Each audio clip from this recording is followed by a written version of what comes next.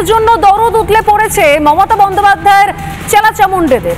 যারা এই দেশকে ভাঙতে চেয়েছে, যারা এই দেশ থেকে উত্তর পূর্বকে আলাদা করতে চেয়েছে, তাদের পাশে সাংসদ মহুয়া মৈত্র। এবার কেন বলছি, উমর খালিদ সহ 6 জন জামিন পাচ্ছেন। আগের দিনে খবর দেখিয়েছিলাম যারা দিল্লি দাঙ্গার সঙ্গে জড়িত, তাদেরকে নিয়ে বড্ড চিন্তা হয়ে গেছে মহুয়া মৈত্রের। এবার সুপ্রিম কোর্টে যাওয়ার চিন্তা ভাবনা করছেন মমতা ব্যানার্জির সাকরেত। এই 6 জন কারা? যারা শিলিগুড়ি সহ উত্তর পূর্ব ভারতকে আলাদা করতে চেয়েছিল, ভারতকে টুকরো টুকরো করতে চেয়েছিল, তাদের জন্য এখন দরদ উতলে উঠেছে মহুয়া মৈত্রের। জোর আগে জিএসটি উপহার দিয়েছেন নরেন্দ্র মোদী। একাধিক গুরুত্বপূর্ণ বিষয় জিএসটি একেবারে এক ধাক্কায় অনেকটা কমিয়ে দেওয়া হয়েছে। এইবার রাজ্যের হাতে আছে যে বাংলায় পেট্রোল ডিজেলের দাম কমবে কি কমবে না। কারণ বাংলা, আপনারা জানেন যে গোটা দেশের মধ্যে একমাত্র পশ্চিমবঙ্গে পেট্রোল ডিজেলের দাম সব থেকে বেশি।